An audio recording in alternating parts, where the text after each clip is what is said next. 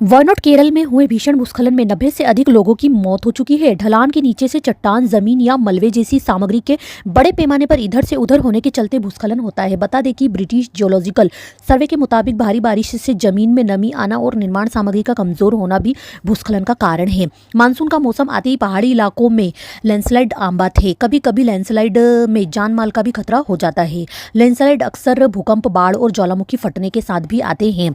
Landslide का मुख्य कारण पेड़ों की अंधाधुंध कटाई है। भूकंप और मूसलाधार बारिश के कारण भी भूस्खलन देखने को मिलते हैं। भारत विश्व के शीर्ष 5 लैंडस्लाइड संभावित देशों में से एक है। भारत का लगभग 12.6% भूमि क्षेत्र लैंडस्लाइड की संभावना वाला है। भारत में लैंडस्लाइड वाले क्षेत्रों में उत्तराखंड, हिमाचल प्रदेश, जम्मू और कश्मीर का नाम आता है। पश्चिमी घाट के किनारे स्थित महाराष्ट्र, गोवा, कर्नाटक, केरल और तमिलनाडु भी इसी श्रेणी में शामिल है।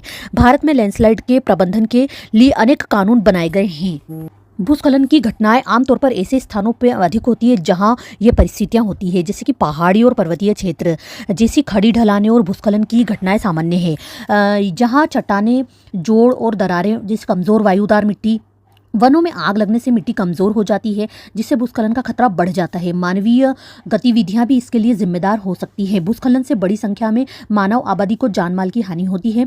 घरों, सड़कों आदि सहित बुनियादी ढांचे और संपत्तियों को नुकसान होता है। भूस्खलन से कृषि भूमि मलबे से ढक जाती है या फिर मलबे के साथ बह जाती है। भूस्खलन सड़कों जैसे परिवहन मार्गों को अवरुद्ध कर देते हैं, जिससे आवागमन में बाधा और अन्य आर्थिक गतिविधियों पर प्रभाव पड़ता है। इससे परिस्थिति की तंत्र, जल प्रभाव आदि पर प्रतिकूल प्रभाव पड़ता है। भूस्खलन एक प्राकृतिक आपदा है जिसके गंभीर परिणाम हो सकते हैं। इन प्रभावों को कम करने के लिए आपदा प्रबंधन उपायों और सतर्कता आवश्यक है। हम भूस्खलन को रोकने के उपाय कर सकते हैं, जैसे कि सीढ़ीदार खेती को बढ़ावा।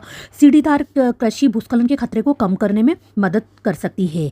सीढ़ीदार कृषि मिट्टी को स्थिर रखने में मदद करती है और पानी के बहाव को नियंत्रित करती है, जिससे मिट्टी के कटाव और को रोकने में मदद मिलती है। गिरने वाले पदार्थों के प्रवाह को कम करने के लिए वनीकरण और बांधों का निर्माण किया जा सकता है। पेड़ जड़ों के माध्यम से मिट्टी को स्थिर रखने में मदद करते हैं, जबकि बांध मलबे के प्रवाह को धीमा कर देते हैं। गिरने वाले पदार्थों को नीचे आने से रोकने के लिए पहाड़ों की ढलानों पर रिटेनिंग दीवारें बनाई जा सकती है। ये दीवारें मिट्टी को मजबूत और भूस्खलन के जोखिम को कम करती है। 10वीं पंचवर्षीय योजना के सुझाव के अनुसार शमन उपायों को विकास प्रक्रिया में भी शामिल किया जाना चाहिए। इससे भूस्खलन के जोखिम को कम करने में और सुझावों समुदायों की सुरक्षा में मदद मिलेगी। संभावित क्षेत्रों का सटीक ज्ञान प्राप्त करने के लिए अधिक विस्तृत मानचित्र की आवश्यकता है।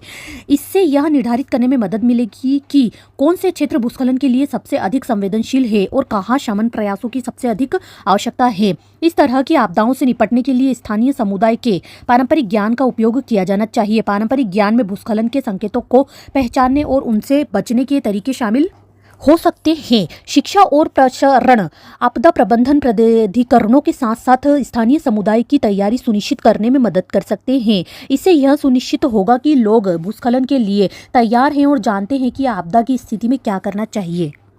Thank you. अगर वीडियो पसंद आया तो लाइक, शेयर, कमेंट करें और जो भी मेरे चैनल पर नए हैं प्लीज़ सब्सक्राइब कर ले, बेल आइकॉन प्रेस कर ले ताकि आने वाली वीडियोज़ के नोटिफिकेशन आप तक ज़रूर पहुँच सके। Thank you.